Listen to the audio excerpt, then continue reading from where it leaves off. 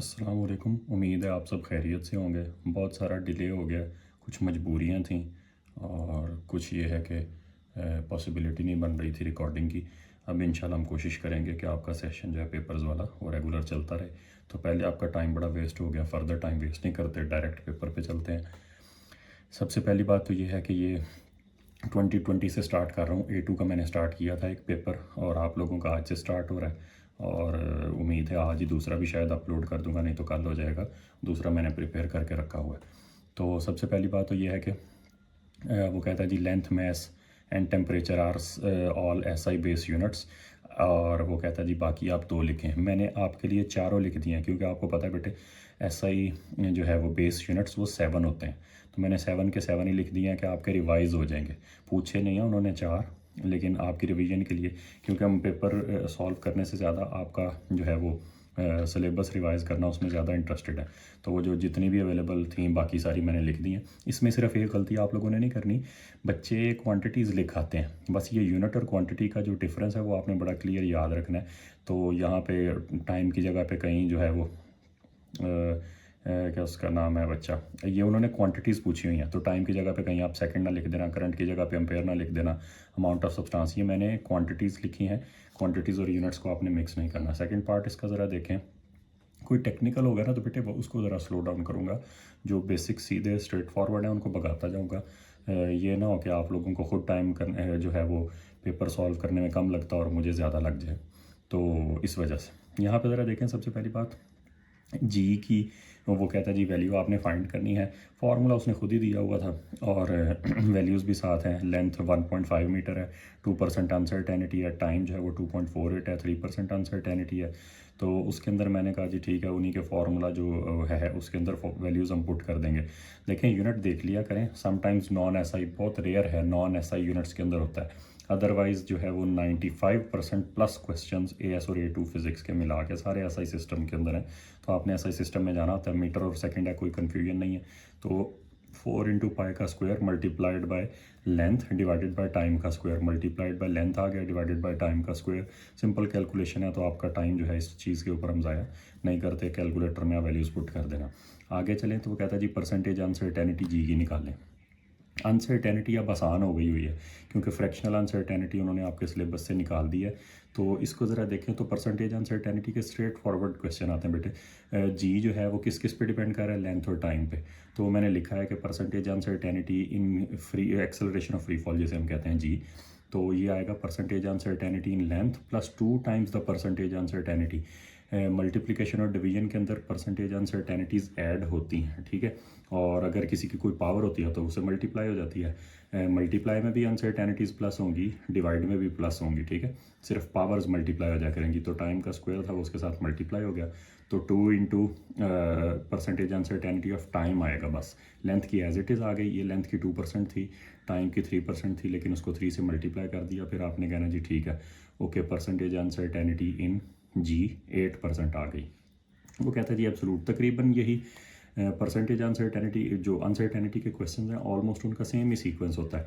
Finally वो mostly final answer जो है वो एब्सोल्यूट अनसर्टेनिटी का ही पूछता है। तो एब्सोल्यूट अनसर्टेनिटी की अगर बात करें तो ये आपके सामने है। वो कहता है जी परसेंटेज अनसर्टेनिटी का आपने ज़रूर याद रखना है, वो ये होती है कि जी की परसेंटेज अनसर्टेनिटी का मतलब है absolute uncertainty of g over value of g multiplied by 100।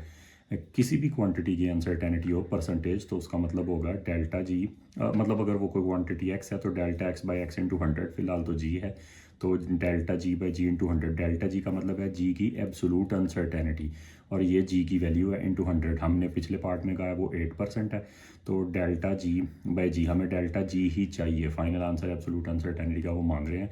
जी उधर जाके मल्टीप्लाई हो जाएगा 8/100, ये जो 100 है उधर जाके डिवाइड और जी जो है वो उधर जाके मल्टीप्लाई। जी हमने निकाला था 9.63, तो इसको आप सॉल्व करके देख लेना। अभी हम सिग्निफिकेंट फिगर के चक्कर में नहीं पड़ रहे, वो मैं प्रॉपर किसी वीडियो के अंदर आपको एक्सप्लेन करूँगा। फिलहाल आप याद रखें कि हमने जितनी चीज़ों को मल्टीप्लाई डिवाइड करना होता है उसमें से सबसे कम वाले जो हैं वो सिग्निफिकेंट फिगर्स हमने फाइनल आंसर में रिटेन करने होते हैं। तो इसके नेक्स्ट क्वेश्चन की तरफ अगर ज़रा चलें तो ये आपके सामने है। वो कहता है जी ये कोई डॉल्फिन है और वो पानी के नीचे 4.5 मीटर पर सेकंड की स्पीड से, ये मैंने इसको वीएस लिख दिया, ये मैं अभी आपको बताता हूँ किस वजह से। तो डॉल्फिन जो है वो इस स्पीड से मूव कर रही थी।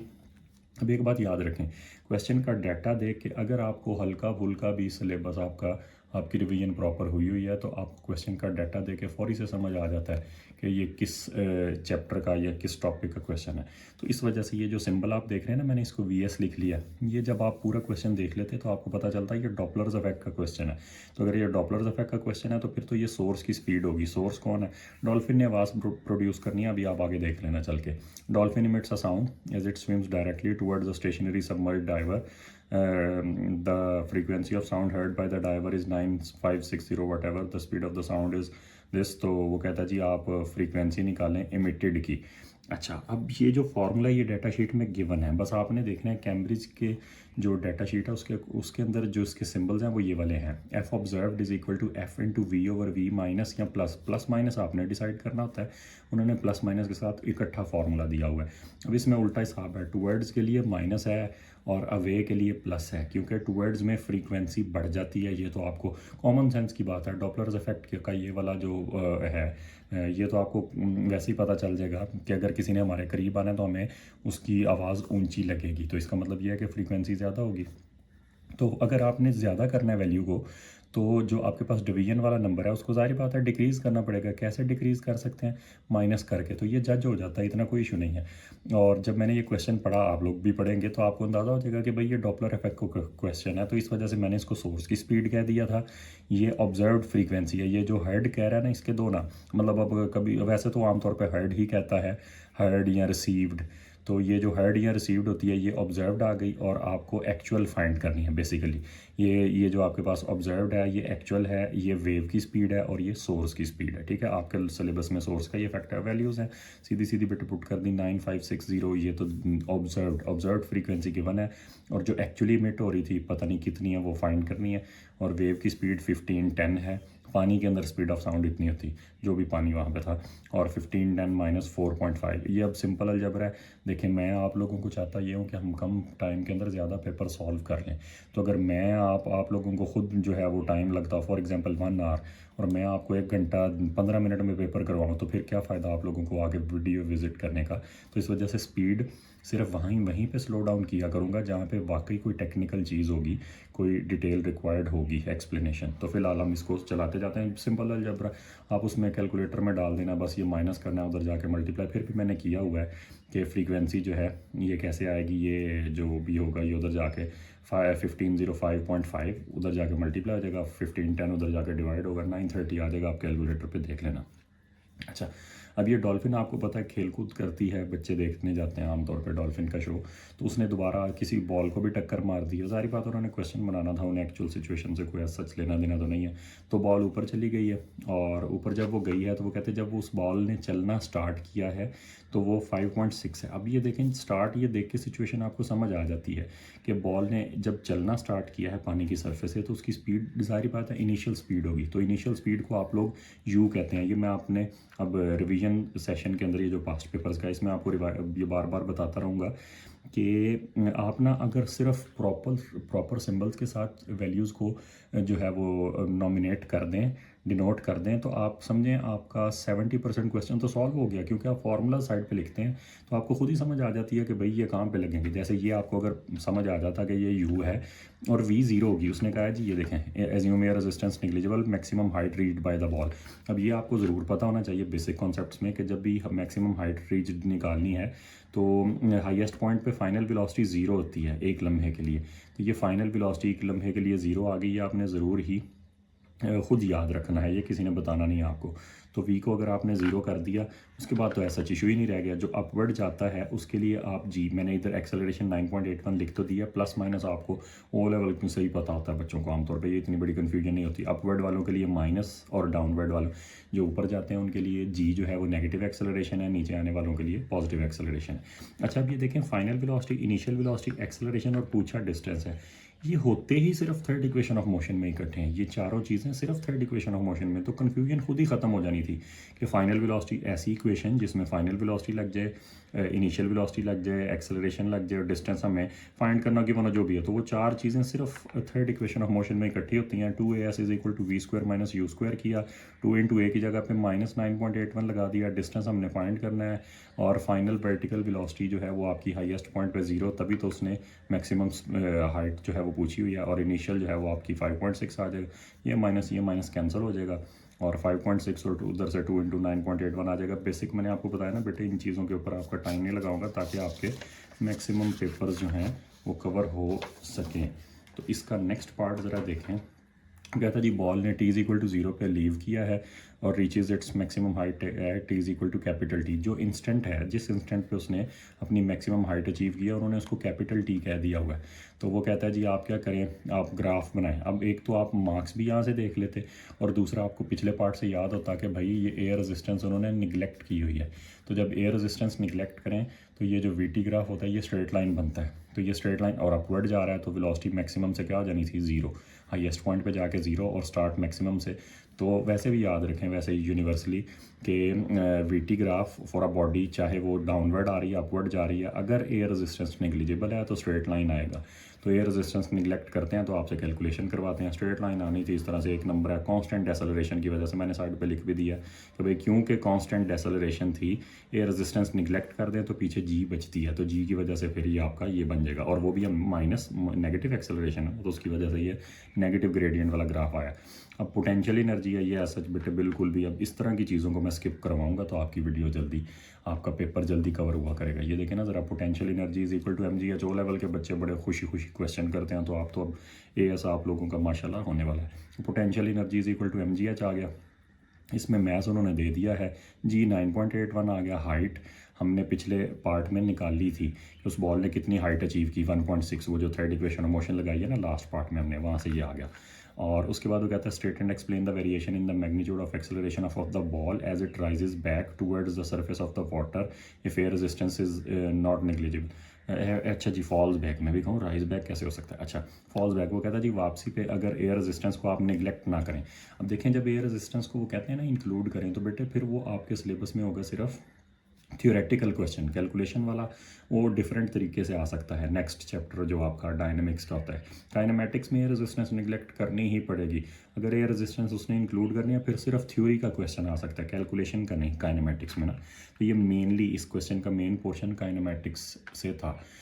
तो बहरहाल हम देखते हैं जी वो क्या कह रहा था वापसी पे एयर रेजिस्टेंस। अच्छा अब याद रखें एयर रेजिस्टेंस जो है रेजिस्टिव फोर्सेस, ये बार बार बात आएगी बेटे, याद रखना जितनी भी रेजिस्टिव फोर्सेस हैं, ठीक है, आप उसको R लिख दें बेशक, फ़िलहाल मैं RF लिख देता हूँ। रेजिस्टिव फोर्सेस जितनी भी एयर रेजिस्टेंस वगैरह जो भी ऐसी फोर्सेस हैं, याद रखें इनका वेलोसिटी के साथ डायरेक्ट रिलेशन होता है, ठीक है।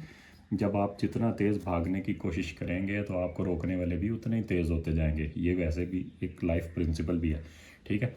अच्छा तो रेजिस्टिव फोर्सेस का वेलोसिटी से डायरेक्ट होता है। अब वापसी आते हुए आपको पता है वेलोसिटी बढ़ती जानी है, ग्रेविटी ने पॉजिटिव एक्सेलरेशन के तौर पे काम करना है, तो फिर अगर वो वेलोसिटी बढ़ती जाएगी तो एयर रेजिस्टेंस भी बढ़ती जाएगी। अब एयर रेजिस्टेंस बढ़ेगी तो नेट फोर्स में कमी आनी है। नेट फोर्स में आपके पास अगर कमी देखें, रेजिस्टिव फोर्स का काम ही क्या है, आपकी ड्राइविंग फोर्स को अपोज करना। तो रेजिस्टिव फोर्स ने बढ़ना है, ड्राइविंग फोर्स में न बेचारी वेट है, ड्राइविंग फोर्स वेट है तो उसने तो कांस्टेंट ही रहना है। तो ये फिर अगर चेंज नहीं होगा फिर इसका मतलब ये है कि अब इसको बेशक आप लिख भी लेते इस तरह से, अगर आपको फर्दर भी इशू है तो आप कह सकते हैं कि वापसी आते हुए क्या होगा, वेट आपको नीचे बुला रहा है, एयर रेजिस्टेंस जो है वो आपको रोकने की कोशिश कर रही होगी और डिवाइडेड बाय मास। ये बेटे मैंने F net is equal to M में second law of motion F net is equal to M में से लिखा है। एक्सेलरेशन क्या होती है, नेट फोर्स ओवर मास। तो नेट फोर्स आपकी आ जाएगी wait minus air resistance divided by mass. तो ये है आपके पास हम हल्की फुल्की जो थ्योरी के साथ एक्सप्लेनेशन, ये नहीं कि बिल्कुल सीधा पेपर के ऊपर ही चलते जा रहे हैं, जो ज़रूरत रिक्वायर्ड होगी कॉन्सेप्ट वो साथ के साथ एक्सप्लेन कर दूंगा। नेक्स्ट चलें तो इसमें सबसे पहले तो उन्होंने वर्क डन, बच्चा जानता है force multiplied by distance in the direction of force, ये O लेवल से भी आप लोग जानते होंगे। वर्क डन क्या होता है, फोर्स मल्टीप्लाइड बाय, बस मेन बात क्या है distance covered in the direction of force, distance होना चाहिए फोर्स की डायरेक्शन वाला, वही मेन कॉन्सेप्ट है इस क्वेश्चन का और इस डेफिनेशन का भी आगे देखना इस क्वेश्चन में भी आ जाएगा। तो मैंने साइड पे लिख दिया, ये आप जानते हैं, work done is equal to f d. दिखने में सीधा सीधा एफ डी है, लेकिन समटाइम्स टेक्निकल हो जाता है कि भाई डिस्टेंस कौन सा होना चाहिए जो फोर्स के पैरेलल है, या फोर्स कौन सी होनी चाहिए जो डिस्टेंस के पैरेलल है। तो ये कोई काइट उन्होंने नाम दिया हुआ जी, ये उस पर्सन को ऐसे, आपको पता है बीचेस वगैरह के ऊपर ही होता है, तो ये वो लेके जा रही थी इस तरह से इस पर्सन को, और ये 140 न्यूटन जो है वो फोर्स है। और इसके मैंने कंपोनेंट्स पहले ही बना दिए हैं, वो आपको देख के भी अंदाज़ा हो रहा होगा, अभी भी आप देख लेना। ये ज़रूरत पड़ती है जब भी इस तरह से इंक्लाइंड आ जाता है वेक्टर, तो उसके कंपोनेंट्स की ज़रूरत पड़ती है। तो टेंशन 140 थी, एंगल के साथ वाला 140 cos 30 और एंगल के सामने वाला 140 sin 30। ये टेंशन के मैंने दो कंपोनेंट बना दिए हैं। अभी आपको इनका मकसद भी समझ आ जाएगा। ये तकरीबन हमेशा जब भी इंक्लाइंड वेक्टर आता है उसकी ज़रूरत कंपोनेंट्स की पड़ती ही है। अच्छा, तो the skier moves in a straight line along the ground with a constant velocity, उन्होंने कह दिया जी सीधा जा रहा है कांस्टेंट वेलोसिटी से, the wire is at an angle 30 degree, tension in the wire is 140, calculate the work done. अब देखें ना, ये डेफिनेशन अगर आपने समझी होती, ठीक से की होती, तो वही यहाँ पे यूज़ होनी है। अब सीधा आप ये नहीं कर सकते, फोर्स इंटू डिस्टेंस किसी बच्चे को याद है, वो सीधा 4.4 इंटू टाइम 30 सेकेंड कर दे, ऐसा नहीं होगा बेटे। उसकी वजह ये है कि जो हमारे पास है फोर्स की डायरेक्शन में डिस्टेंस, ठीक है, ये डिस्टेंस की डायरेक्शन में फोर्स, दोनों में से कोई एक करना होता है। हमने बेसिकली अलाइन करना होता है फोर्स और डिस्टेंस को, ठीक है। तो हमारा डिस्टेंस कवर्ड है बिल्कुल हॉरिजॉन्टल, तो फोर्स का भी कंपोनेंट यूज़ होना चाहिए हॉरिजॉन्टल। ये देखें मैंने फोर्स का हॉरिजॉन्टल कंपोनेंट यहाँ पे पुट किया है 140 इंटू कॉस ऑफ 30। ये छोटी छोटी टेक्निकलिटीज़ हैं बस। तो जब हमने कहा है कि बस आप ये ज़हन में रखिए, ये ना कहें कि जी डिस्टेंस को फोर्स के पैरेलल, फोर्स को कोई प्रेफरेंस नहीं है बेटे कि फोर्स डिस्टेंस के पैरेलल हो या डिस्टेंस फोर्स के पैरेलल, बस दोनों एक दूसरे के पैरेलल जो आसानी से कंपोनेंट जिसके बन सकते हो। तो यहाँ पे फोर्स के कंपोनेंट, और मोस्टली याद रखें फोर्स के कंपोनेंट्स बनाना ही आसान होता है। तो ये फोर्स के कंपोनेंट बनाए हुए थे, डिस्टेंस हॉरिजॉन्टल था और फोर्स का हॉरिजॉन्टल वाला कंपोनेंट यूज़ कर लिया, डिस्टेंस 132 वो आया बेटे s is equal to v t से। अब 3 मार्क्स इसीलिए हैं, वैसे तो वर्क डन के 3 मार्क्स बहुत रेयर होते हैं, लेकिन यहाँ पे s is equal to v t भी लगना था कॉन्सेप्ट, और साथ ये जो है ना कॉन्सेप्ट पैरेलल कंपोनेंट्स वाला वो भी यूज़ होना था। तो यहाँ पे s is equal to v t भी आ गया, और साथ ये कि बच्चे एक पॉसिबिलिटी है कि पूरी फोर्स लगा देते 140, उन्होंने कहा जी नहीं हॉरिजॉन्टल वाली यूज़ होगी, इसलिए 3 मार्क्स थे इसके, ठीक है। तो फोर्स इंटू डिस्टेंस, फोर्स का पैरेलल वाला कंपोनेंट, और distance s is equal to v t से, ठीक है। वेलोसिटी दी हुई है, टाइम उसने 30 सेकेंड का है, तो ये इतने मीटर्स आते हैं, ये आप कैलकुलेटर पे करके देख लेना। अब देखें कंपोनेंट्स का यूज़, कंपोनेंट्स का सेकंड यूज़ ये आ रहा है, वो कहता है जी weight of the skier is 860, vertical component of the tension in the wire of the combines. अच्छा ये उसने गाइड कर दिया है, वो ना भी करता तो आपको खुद ये समझ होनी चाहिए थी, लेकिन उसने गाइड कर दिया तो चलिए अच्छी बात है। वो ये कहता है जी एक तो vertical component of the tension और दूसरा वेट, ये दोनों मिला के इतना प्रेशर एग्जर्ट कर रहे हैं, डाउनवर्ड प्रेशर, ये भी साथ समझ लें। डाउनवर्ड प्रेशर वो कहता है दोनों का कंबाइंड वेट का और वर्टिकल कंपोनेंट का कंबाइंड प्रेशर 2400 है। तो वो कहता है जी ज़रा बताएं एरिया कॉन्टैक्ट, इसका जो सरफेस एरिया है ये वाला डाउनवर्ड जो होगा इसके साथ ग्राउंड के साथ, वो कितना होगा। अच्छा अब याद रखें कि वेट तो डाउनवर्ड है, लेकिन इसका टेंशन का वाई कंपोनेंट अपवर्ड है, तो उसने इसीलिए इसको कंबाइंड प्रेशर कहा हुआ था, कंबाइन होके क्या हुआ है ये माइनस होने हैं। वेट डाउनवर्ड है तो टी साइन थीटा अपवर्ड है, ठीक है। प्रेशर होता है perpendicular force per unit area, तो परपेंडिकुलर जाहिर बात है एरिया ये वाला है ना, तो इसके परपेंडिकुलर फोर्सेस कौन कौन सी हैं, डाउनवर्ड वेट और अपवर्ड जो है टेंशन का वाई कंपोनेंट। तो ये आपका आ गया डाउनवर्ड वेट माइनस अपवर्ड, और जाहिर बात है डाउनवर्ड प्रेशर ही उसने कहा, जीतना तो फिर वेट नहीं था, तो वेट माइनस टेंशन का वाई कंपोनेंट, वो थोड़ी सी फोर्स माइनस हो गई, डिवाइडेड बाय एरिया। एरिया हमने फाइंड करना था, एरिया को उधर ले गए, प्रेशर को इधर ला के डिवाइड कर दिया, प्रेशर उसने बताया हुआ था, तो ये आपका 0.33 आ जाएगा। अभी तक मुझे इसके अंदर कोई स्पेशल टेक्निकलिटी नज़र नहीं आएगी तो बेटे हम स्लो डाउन हो जाएंगे।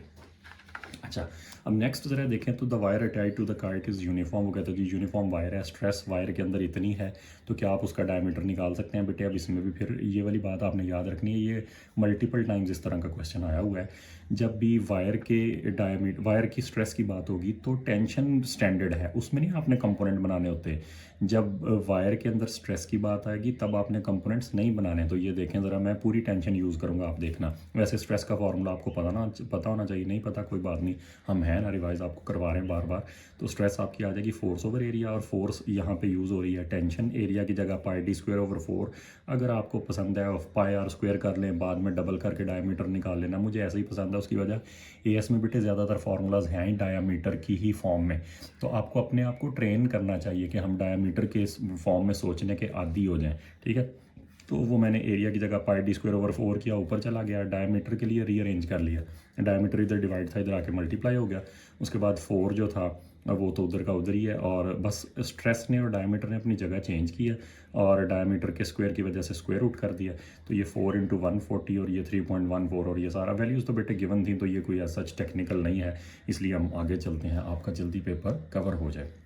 नेक्स्ट चलें तो ये आपके पास ग्राफ दिया हुआ है फोर्स एक्सटेंशन। अब ये देखें उसने मिक्स कर दिया है वर्क डन का कॉन्सेप्ट, इस क्वेश्चन के अंदर वर्क डन का भी कॉन्सेप्ट उसने इंक्लूड कर दिया, प्रेशर का, और ये 3 चैप्टर्स बेसिकली उसने इंक्लूड कर दिए हैं, work energy power, force density pressure, और ये तीसरा आपके पास डिफॉर्मेशन आ गया। ये मज़ेदार क्वेश्चन होता है, और वो आपके इकट्ठे 3-3 चैप्टर उसने एक ही क्वेश्चन में डाल दिए हैं। तो ये अब आपके पास आ गया है, देखें ज़रा। वो कहता है जी a gust of wind increases the tension, वो कहता है जी हवा तेज़ चली है, उसकी वजह से टेंशन 140 से 210 हो गई है। ये मैं आपको ग्राफ दे रहा हूँ, तो क्या आप एनर्जी निकाल सकते हैं? आपकी मर्ज़ी, जैसे मर्ज़ी। मैंने एरिया से पसंद किया क्योंकि एरिया आपको अक्सर यूज़ करना पड़ता है। तो ये आप देख लें ज़रा, एरिया होना चाहिए सारा ही। अब इसमें बच्चे गलती क्या करते हैं, वो ट्रायंगल की आदत बच्चों को बड़ी होती है, पसंद भी वही होती है, तो वो खाली उसका एरिया नहीं बेटे, एरिया अंडर द ग्राफ पूरे का पूरा area under the graph from 140 to 210। यहाँ पे मैं आया 140 मैंने रीड किया, यहाँ पे मैं आया 210 मैंने रीड किया, ये टोटल एरिया। अब इधर बच्चों की मर्ज़ी, जिन बच्चों को ट्रेपेजियम अच्छा लगता है वो ट्रेपेजियम कर दें, 1/2 sum of parallel sides into distance between parallel sides. Otherwise बाकी बच्चे, ज़्यादा बच्चों को कंफर्टेबल ट्रायंगल और रेक्टेंगल होता है, तो ये ट्रायंगल का एरिया आ गया 1/2 बेस इंटू हाइट, और ये रेक्टेंगल का आ गया लेंथ इंटू विड्थ। तो ये लेंथ आ गई, ये विड्थ आ गई। मेरा नहीं ख्याल इसके अंदर ऐसा कोई इशू होगा, 2 एरियाज़ हैं, सीधे सीधे वैल्यूज़ रीड करें तो ट्रायंगल का एरिया और रेक्टेंगल का एरिया दोनों को ऐड करें तो ये आपका निकल आएगा। ट्रेपेजियम वाले से भी यही आएगा, जिन बच्चों को पसंद है 1/2 sum of parallel sides into distance between parallel sides. तो आगे चलते हैं, इसके बाद आपका जो पेज नंबर 10 है उसको देखते हैं ज़रा। ये आपके पास आ गया जी वेव्स का क्वेश्चन, ठीक है। वेव्स में बच्चों को प्रॉब्लम रहता है, तो बेटे ज़रा ध्यान से सुनना है। अब आप लोगों ने वेवलेंथ की डेफिनेशन है, ये तो ऐसा कोई इशू नहीं है। Distance between 2 adjacent wave fronts, वो आपको पता है सबसे सेफ ये है, अदरवाइज वो क्रस्ट ट्रफ के चक्कर में पड़े रहते हैं। अब आपको किसने कहा, अगर आप क्रस्ट और ट्रफ लिख दें एग्जामिनर एतराज़ उठा सकता है, भाई आपको किसने कहा है कि ये ट्रांसवर्स वेव है, लॉन्गिट्यूडनल भी तो हो सकती है, लॉन्गिट्यूडनल में कंप्रेशंस का होता है या रेयरफेक्शंस का, ये सबसे सेफ है। ये डेफिनेशन टाइप ऑफ वेव पे डिपेंड ही नहीं करती। आप कहते हैं भाई वेव फ्रंट्स का डिस्टेंस, बात ही खत्म। एम्पलीट्यूड क्या है, maximum displacement from main position. Definition है स्ट्रेट फॉरवर्ड, कोई टेक्निकलिटी नहीं है। डायफ्रैक्शन भी है सच 1 नंबर की या 2 वाली आएगी तो फिर उसका बताऊंगा क्या करना होता है। तो diffraction is the spreading of the light, उसने लाइट का पूछा हुआ था कि डायफ्रैक्शन ग्रेटिंग जो है यहाँ पे डायफ्रैक्शन से क्या मुराद है। डायफ्रैक्शन ग्रेटिंग के अंदर आपको पता है लाइट होती है, तो इस वजह से आपको कभी कभी क्वेश्चन के कॉन्टेक्स्ट में लिखना पड़ता है, ऐसे नहीं जनरल डेफिनेशंस नहीं चलती, याद रखें। यहाँ पे उसने कहा कि जी ये ग्रेटिंग से लाइट गुजर रही है, तो अब बताएं डायफ्रैक्शन, तो आप कहते हैं जी लाइट जब निकल के स्प्रेड होगी ना तो हम उसको डायफ्रैक्शन कह देंगे, ठीक है। उसके बाद कोहेरेंट आ गया, beams with constant phase difference. इसको थ्योरी की वीडियो में प्रॉपरली देखेंगे, थोड़ी सी टेक्निकल बातें हैं खासतौर पे कोहेरेंट वाली। तो beams with constant phase difference, ऐसे बीम्स जिनका आपस में फेज डिफरेंस कांस्टेंट हो उनको कहते हैं जी कोहेरेंट। तो वो तो हो गया। अब वो ये देखें, वो कहता है जी ये वेवलेंथ जो 650 नैनोमीटर रेड लाइट होगी मोस्ट प्रोबेबली, एंगल जो है थर्ड ऑर्डर डायफ्रैक्शन का, 2 थर्ड ऑर्डर डायफ्रैक्शंस का आपस में, ऊपर वाला थर्ड मैक्सिमा और नीचे वाला थर्ड मैक्सिमा, ठीक है। ये हम डायफ्रैक्शन में इसको पढ़ेंगे कि ये स्क्रीन का मिडल होता है, ऊपर और नीचे ऑर्डर बिल्कुल ऊपर और नीचे का पैटर्न 100% आइडेंटिकल रिपीट हो रहा होता है। यहाँ पे मिडल वाला 0 फर्स्ट ऑर्डर, मिडल वाले को हम कह देते हैं 0th order maxima. 0th order maxima पहला दूसरा तीसरा, नीचे भी ऐसा ही पहला दूसरा तीसरा चलते जाते हैं। तो 2 थर्ड ऑर्डर का एंगल उसने 68 दे दिया है। अब ये याद रखना है, ये ऐसे जब भी आपको करे तो आपने हाफ एंगल यूज़ करना होता है, क्योंकि जो फार्मूला अभी हम आगे पढ़ेंगे उसके अंदर स्टैंडर्ड है angle of any diffracted beam with the middle के साथ एंगल चाहिए होता है, ठीक है। तो मिडल के साथ तो एंगल बन रहा है जी 34, ये वाला, ये उन्होंने 2 थर्ड ऑर्डर का एंगल दिया, वो नहीं यूज़ करना होता, फार्मूला में यूज़ करना होता है एंगल विद द मिडल, ठीक है, एनी बीम का मिडल के साथ। तो ये 34 यूज़ होगा इस पार्ट में, सिर्फ ये टेक्निकलिटी थी। तो आगे चलें, तो फार्मूला जो बच्चे सिलेबस कवर कर चुके हैं, नहीं तो कोई बात नहीं, हम करवाते हैं आपकी रिवीजन। तो ये आपके पास आ रहा है जी d sine theta is equal to n lambda, ये डायफ्रैक्शन ग्रेटिंग का मेरे ख्याल में सुपर पोजिशन में आप गिन के देख लेना, मेरी तो ऑब्जर्वेशन ये है सबसे ज़्यादा दफ़ा ये फार्मूला आज तक यूज़ हुआ है ओवरऑल सुपर पोजीशन में। हालांकि 3 मेन टॉपिक्स हैं, स्टेशनरी वेव्स, डायफ्रैक्शन और वो जो है डबल स्लिट एक्सपेरिमेंट, 3 मेन ये टॉपिक्स हैं। लेकिन उसके बावजूद आप चेक करके देख लेना, गिन के बेशक देख लेना, मेरे ख्याल में मेरी ऑब्जर्वेशन में सबसे ज़्यादा दफ़ा ये यूज़ हुआ है d sine theta is equal to n lambda. तो इसका आपको एक्सपर्ट बनना पड़ेगा, हम इसकी सारी कंडीशन आने वाले वक्तों में देखेंगे। D sine theta is equal to n lambda, उसने सीधा कहा डी है जी, मुझे डी निकाल दें, कोई टेक्निकलिटी नहीं है, डी आ गया जी N lambda over sine theta.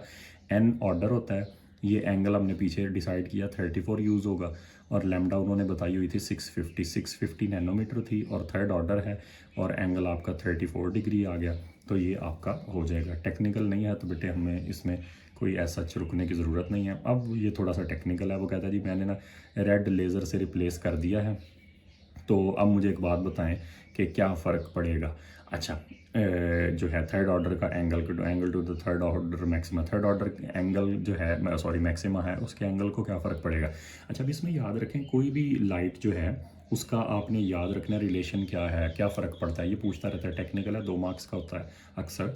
तो इसमें आपने एक तो ये ज़हन में रखना है कि कोई भी गिवन लाइट कितने ऑर्डर्स बना सकती है, कितने मैक्सिमाज या मिनिमाज। ये फार्मूला मैंने यहीं से लिखा है, ये भी पेपर में कई दफ़ा यूज़ हुआ है, P1 में भी P2 में भी, ये वाला यहीं से। आपको पता है ज़्यादा जो है वो मैक्सिमम डायफ्रैक्शन की लिमिट होती है 90 डिग्री, तो साइन 91 हो जाता है। वो मैं थ्योरी की वीडियो में आपको एक्सप्लेन करूँगा। तो ये sine 90 for maximum number of maximas ही कह लें, ज़्यादा से ज़्यादा कितने मैक्सिमाज बन सकते हैं। आप साइन थीटा को यहाँ से गायब कर देते हैं साइन 90 करके ना, तो d sine theta is equal to n lambda, तो एन यहाँ से क्या आ गया, d over lambda. Maximum order का ये फार्मूला होता है, ठीक है। ये पेपर में आ गया, आप देखेंगे मल्टीपल टाइम्स हमारे सिलेबस में यूज़ होगा, P1 में भी P2 में। तो मैक्सिमम ऑर्डर्स कैसे आते हैं, D over lambda. Maximum orders का वेवलेंथ के साथ रिलेशन कैसा है, इनवर्स। तो अब यहाँ से एक बात आपको समझ आ गई, रेड लेज़र वो ले आया है, अच्छा रेड की जगह ब्लू ले आया है, तो जब ब्लू लेके आएगा तो वेवलेंथ में क्या आ जाएगी, कमी। तो ऑर्डर्स क्या बनने चाहिए, ज़्यादा। छोटी वेवलेंथ के ज़्यादा ऑर्डर्स बनते हैं। तो मुझे एक बात बताएं, जब ऑर्डर उतनी ही जगह पे 90 डिग्री आपके पास अवेलेबल हैं, ये है मिडल ऑफ द स्क्रीन, और ये आपके समझ लें जी ये 90 डिग्रीज हैं यहाँ तक, फॉर एग्जांपल ये यहाँ तक जो, ठीक है। मैं बता रहा हूँ आपको, ये ऐसे तो डायरेक्ट नहीं हो सकता, ये 89 डिग्री, ये 90 डिग्री, ठीक है। चलें समझ लें यही वाली सिचुएशन है। इसी जगह पे अगर आपने ऑर्डर इंक्रीज़ करने हैं, ठीक है, ये मिडल ऑफ द स्क्रीन था, यहाँ तक आप लाइट को बेंड करवा सकते हैं, ऐसे जा रही है, इतने डिग्री होगी। इसी जगह पे आपको number of orders, wavelength decrease हो गया, नंबर ऑफ ऑर्डर्स इंक्रीज़ हो गए। तो जब नंबर ऑफ ऑर्डर्स इंक्रीज़ होंगे तो फिर ज़ाहिर बात है ज़्यादा ऑर्डर्स करीब बनने चाहिए, करीब बनने चाहिए, तो मतलब एंगल क्या हो जाएगा, डिक्रीज़, ठीक है। तो shorter lambda means more orders and hence theta decrease, ठीक है। शॉर्टर वेवलेंथ के ज़्यादा मैक्सिमास बनते हैं, और अगर ज़्यादा मैक्सिमास पूरे करने हैं तो फिर उनको करीब बनना चाहिए, मतलब छोटे एंगल्स पे बनना चाहिए, ठीक है। तो ये आपकी हो गई जी वेव्स भी डन। तो वेव्स के बाद नेक्स्ट पार्ट की तरफ चलें, तो ये आपका इलेक्ट्रिसिटी वाला आ गया है। वेव्स और इलेक्ट्रिसिटी बच्चों को सबसे ज़्यादा तंग करते हैं एएस में। तो यहाँ पे ज़रा देखें, ओहम है सीधी definition, V is equal to I, R बच्चे ओ लेवल से ही जानते हैं। रेजिस्टेंस आगे वोल्टेज ओवर करंट, ओहम की डेफिनेशन है। तो वोल्ट ओवर एम्पेयर आपको यूनिट्स की टर्म्स में बात करनी पड़ेगी, यूनिट पूछ रहा है रेजिस्टेंस का, तो ओहम होता है जी वोल्ट डिवाइडेड बाय एम्पेयर। इसके बाद सीधा बेसिक वाला फार्मूला जो उसका अप्लाई हुआ है, रॉ एल ओवर ए वाला, ये उन्होंने दे दीजिए रेजिस्टेंस, ये आपका आ गया क्रॉस सेक्शनल एरिया, और ये रेजिस्टिविटी आ गई।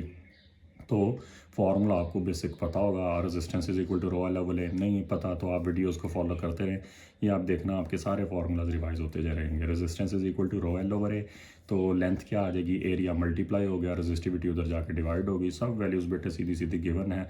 और इस टाइम पे आके मेरा नहीं ख्याल बच्चों को ओ लेवल और ए एस भी तकरीबन कह लें कि 80% आपकी ए एस हो गई हुई है। टाइम तो जाहिर बात है गुजर ही गया ना, आपने जैसी भी तैयारी की है, तो उसमें से अब इस टाइम पे आके मेरा नहीं ख्याल ये बेसिक 3 जो है वो 4 वैल्यूज़ वाले फार्मूलाज रीअरेंज करना, इसमें कोई बच्चों को इशू हो तो ये एरिया मल्टीप्लाई, रेजिस्टिविटी डिवाइड्स, 3 की 3, 4 में से 3 वैल्यूज़ गिवन है, चौथी फाइंड करनी है। तो ये स्ट्रेट फॉरवर्ड है मेरा ख्याल है आपके लिए। उसके बाद नेक्स्ट देखें तो ये 1.2 आ गया, और ये आपके पास आ गया जी दो रेजिस्टेंसेस लगाई हैं 1.8 और 60। तो वो कहता है जी इनको ज़रा सामने रखें, निगलिजिबल इंटरनल रेजिस्टेंस है in terms of energy why potential difference is less than EMF. वो कहता है जी एनर्जी की टर्म्स में बताएं कि पोटेंशियल डिफरेंस हमेशा जो है वो ईएमएफ से कम ही क्यों होता है। Some energy dissipated in X. अच्छा जी potential difference across X, sorry वो कहता है जी एक्स का पोटेंशियल डिफरेंस जो है वो बैटरी की ईएमएफ से कम क्यों होगा। वही मैं देख रहा था कि ये इंटरनल रेजिस्टेंस तो है नहीं सवाल में। तो उन्हें ये बताएं कि भाई x some energy dissipated in y कहना चाहिए था, एक मिनट ज़रा रुकें। In x is less than, हाँ यहाँ पे वाई कर दें कि वो कहता है जी एक्स का पोटेंशियल डिफरेंस बैटरी से कम क्यों है। तो उसे कहे भाई थोड़ी सी एनर्जी वाई ने भी तो खानी है, वाई उधर तमाशा तो नहीं देख रहा, वाई भी एनर्जी खाने आया, ठीक है। तो some energy dissipated in y, y ने भी कुछ एनर्जी यूज़ करनी है। बेसिकली बैटरी ने जितनी भी प्रोड्यूस करनी है इन दोनों ने मिलकर यूज़ करनी है। तो इसकी एनर्जी बैटरी के बराबर तो नहीं हो सकती, इन दोनों की एनर्जी का सम बैटरी की सप्लाइड एनर्जी के बराबर होगा, ठीक है। और उसके बाद ये देखें तो ये आप समझें अब आपका पोटेंशियल डिवाइडर का फॉर्मूला रिवाइज होने लगा। पोटेंशियल डिवाइडर का फॉर्मूला मैं बच्चों को ऐसे बताता हूँ कि डिवाइडर का voltage is equal to divider की resistance over total resistance into total voltage, ठीक है। डिवाइडर का voltage is equal to divider resistance over total resistance into total. फिलहाल डिवाइडर की बजाय एक्स हमारा फोकस है, तो एक्स का वोल्टेज क्या आ जाएगा, एक्स की resistance over x total resistance of x over total resistance into total voltage. याद रखें बेटे ये हर फार्मूले की बाउंड्री ज़रूर होती है, लिमिट्स। ये कब लगेगा भाई, जब रजिस्टर सीरीज़ में हो। तो ये दोनों सीरीज़ में है ना, तो लग सकता है, ठीक है लगाएं फिर। तो एक्स का वोल्टेज कैसे आएगा, एक्स की रेजिस्टेंस 1.8, टोटल रेजिस्टेंस 2.4 और टोटल वोल्टेज कितना अवेलेबल है 1.2। तो ये अब आप इसको बेसिक अलजबरा है, बल्कि कुछ बच्चे ज़ुबानी भी कर सकते हैं मुझे पता है, तो ये आप करके देख लेना 0.9 वोल्ट्स आ जाएगा, ठीक है। अच्छा उसके बाद आगे चलें तो ये आपके पास वो जो वही जो दो रजिस्टर्स थे उनके साथ सेल एक ऐड कर दिया। पहले सिर्फ 1.2 का एक सेल था, अब एक और सेल ऐड कर दिया। तो वो कहता है जी जब मैंने सेल ऐड किया है तो क्या फ़र्क पड़ा होगा कि आपका करंट को क्या फ़र्क पड़ा होगा, ठीक है। एडिशन करंट डिक्रीज इंक्रीज, और हाँ करंट को क्या फ़र्क पड़ेगा इन एक्स या इन पी, एक्स और पी के करंट को क्या फ़र्क पड़ेगा। अच्छा एक बात आप याद रखें बेटे, ये जो बेजान चीज़ें ये लालची नहीं होती, ठीक है। तो बैटरियाँ आप बेशक 15 कर दें, इन दोनों ने अपना करंट चेंज नहीं करना। ये नहीं कहते भी हमें ज़्यादा चाहिए, वाह ज़्यादा बैटरियाँ हम ज़्यादा करंट खाएंगे, नहीं भाई जितनी मर्जी बैटरियाँ लगा दें, याद रखें रजिस्टर्स के करंट को फ़र्क नहीं पड़ता, ठीक है। तो बैटरियाँ दो और भी ऐड कर दें तब भी कोई फ़र्क नहीं पड़ना, रजिस्टर एक्स या रजिस्टर वाई या वो उतना ही करंट मंगवाएंगे जितना उनको चाहिए, ठीक है। हाँ बैटरीज़ को फ़र्क पड़ेगा। जब भी बैटरी ज़्यादा लगती हैं पैरेलल के अंदर तो याद रखें उनका लोड आपस में वोल्टेज 1.2 ही काउंट होता है। पैरेलल की बैटरीज़ का क्या रूल है, बैटरीज अगर पैरेलल में लगेंगी तो वोल्टेज उतने का उतना ही होगा, सेम रहेगा, ठीक है। मतलब 1.2 की अगर 15 बैटरीज भी लगा दें वोल्टेज 1.2 ही रहेगा। हाँ करंट डिवाइड होता जाएगा, ठीक है। तो करंट डिक्रीज़ हो जाएगा, इस बैटरी पे लोड कम हो जाएगा। कहती है लो जी जितना करंट चाहिए आधा मैं भेज देती हूँ आधा तुम भेज देना, ठीक है। अच्छा उसके बाद ये ज़रा देखें ये जो दो रजिस्टर्स हैं इनको थोड़ा सा मॉडिफाई किया है, इनके साथ एक और एक्स्ट्रा लगा दिया 3.6 का। तो अब वो कहता है जी टोटल रेजिस्टेंस, ये जो पैरेलल वाले हैं ध्यान से क्वेश्चन पढ़ा करें, सीधा ना निकाल देना मुझे बड़ी इलेक्ट्रिसिटी आती है आसान क्वेश्चन आ गया सारा निकाल दें भाई। वो सिर्फ पैरेलल वालों की कह रहा है, combined resistance of the resistors in parallel. तो वो पैरेलल में आपको फार्मूला पता है 1/R इक्विवेलेंट 1/R1 1/R2 1/1.8 1/3.6। तो ये अब आगे कैलकुलेटर का काम है, मैंने फिर भी एलसीएम किया हुआ है, इन दोनों का एलसीएम लार्जर वाला नंबर आ गया। जब लार्जर नंबर एलसीएम आ गया 3.6 को 1.8 पे डिवाइड करेंगे तो 2 आ जाएगा, 3.6 को 3.6 पे डिवाइड करेंगे 1 ही आएगा, ठीक है। आगे अब आप इसको रीअरेंज करेंगे 1.2 कैलकुलेटर पे बेटे सीधा डाल दें। मैं तो फिर बच्चों को बगैर कैलकुलेटर के एंट्री टेस्ट की प्रेपरेशन करवानी होती है तो उसकी वजह से ऐसा आ जाता है, आदत पड़ी है बगैर कैलकुलेटर के ना। अच्छा अब करंट निकालना है, तो ये जो आपने करंट निकालना है करंट होता है V/R, I is equal to V/R। तो V जो है वो तो ये आपके सामने है, R जो है R ये ना लगा देना, ये छोटी छोटी एहतियातें हैं। तो ये R तो है सिर्फ इन दोनों की, आपने पूरे सर्किट का करंट निकालना है। ये जो Y का करंट है देखें बैटरी से करंट आएगा इन दोनों के लिए तो डिवाइड होगा, इसमें से सारा गुजरेगा। बैटरी से जितना भी करंट निकला बैटरी का और इसका करंट बराबर है, इन दोनों का डिफरेंट है बैटरी से, ठीक है। बैटरी से करंट आएगा इधर डिवाइड होगा, इधर फिर जुड़ के इसमें से सारा गुजरेगा। तो अगर आपको सारे सर्किट का करंट चाहिए तो सारे सर्किट की resistance current is equal to voltage divided by पूरे सर्किट की रेजिस्टेंस। ये इन दोनों पैरेलल वालों की थी, ये इसकी थी, दोनों ऐड होके मैंने नीचे लगाई हैं। तो ये आपके पास आ गया जी current I is equal to voltage total voltage over total resistance, total voltage 1.2, total resistance आपके पास ये वाली आ गई, ये हो जाएगी जी आपकी 1.2 प्लस 0.6। तो आपका इलेक्ट्रिसिटी का ये वाला पार्ट तो हो गया। नेक्स्ट चलें तो ये आपका एक जो है वो टॉपिक हुआ करता था इलेक्ट्रिक फील्ड का, वो A2 में चला गया हुआ है। तो ये आपका बैकग्राउंड के अंदर से ये वाली जो आवाज़ें हैं उनको इग्नोर करें। इलेक्ट्रिक फील्ड वाला पोर्शन क्वेश्चन का निकल गया, फिर भी मैंने बाकी वाला कर दिया। उसकी वजह देखें, अभी भी आपका यू जो है यूनिफाइड एटॉमिक मैस यूनिट, वो इंपॉर्टेंट है, सिलेबस में यूज़ होता रहता है। तो ये पीछे जो भी मैथ्स दिया था ना उन्होंने किसी पार्टिकल का, ये वाला उन्होंने कहा जी इसको यू में भी तब्दील करें। भाई जिस याद रखें बेटे, जिस भी यूनिट में जाना है AS A2 के लिए, किसी यूनिट में जाना है, किसी प्रीफिक्स में जाना है, कहीं भी जाना है, जिस वैल्यू में आपने जाना है ना उसी पे डिवाइड कर दिया करें। यू में जाना है, यू की वैल्यू डाटा शीट से उठाएं। ये मैथ्स था KG में, यू की वैल्यू यू में उसने कन्वर्ट करना, कहता जी मैथ्स यू में फाइंड करना, तो यू पे ही डिवाइड कर दें डाटा शीट से उठा के। तो इसको आपने यू पे डिवाइड कर दिया, पता नहीं ये कितना बनेगा, मैंने यहाँ पे पता नहीं क्यों नहीं लिखा, 17 है। अच्छा जी, A16 5 ये मेरा ख्याल है बेटे शायद 5 आएगा, कोई पता नहीं, कैलकुलेटर पर चेक करके देख लेना। अच्छा, अब नेक्स्ट देखें तो वो कहता है जी ये आपके पास नंबर ऑफ़ न्यूट्रॉन कैसे आएगा। मैंने वैसे ही आपका ना कि ये हल्का सा रेडियो एक्टिविटी और इलेक्ट्रिक फील्ड का मिक्स था, तो मैंने कहा रेडियो एक्टिविटी वाला जो उसका 1-2 पार्ट है वो तो कर दूं। तो नंबर ऑफ़ न्यूट्रॉन्स आपको पता होगा कैसे आता है, मैस नंबर में से नंबर ऑफ़ प्रोटॉन्स निकाल दें। तो मैंने कहा जी ये आपका आ जाएगा, ताकि आपका रेडियो एक्टिविटी वाला पोर्शन तो इसमें रिवाइज हो जाए जो अवेलेबल है। तो लास्ट क्वेश्चन ये आपका आ ही रेडियो एक्टिविटी का गया फुल फ्लेज, वो तो मिक्स था ना इलेक्ट्रिक फील्ड के साथ। यहाँ पे ज़रा देखें, सबसे वो पहले वो कहता है जी explain whether a neutron is a जी न्यूट्रॉन फंडामेंटल है, बिल्कुल भी नहीं जी। आपके सिलेबस में जो है उसमें से क्वार्क्स और लेप्टॉन्स फंडामेंटल हैं। क्वार्क्स और लेप्टॉन्स, वो थ्योरी की मैं वीडियो बनाऊंगा तो आप देख लेना। क्वार्क्स और लेप्टॉन्स फंडामेंटल है। न्यूट्रॉन तो भाई बना है क्वार्क्स से मिलके, तो मैंने लिख दिया no it is made up of quarks.